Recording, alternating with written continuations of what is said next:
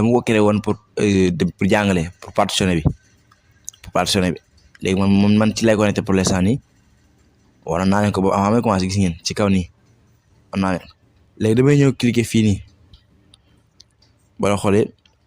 dafa def gis ngeen phrase boobu ngeen gis noonu dafa def passphrase VPA gis ngeen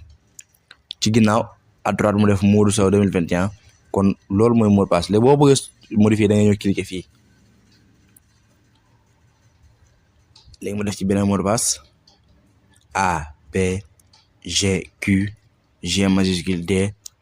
3 M A P G Q G D 3 M léegi ma def appliquer léegi automatiquement fii day dañ ñu xool MS bi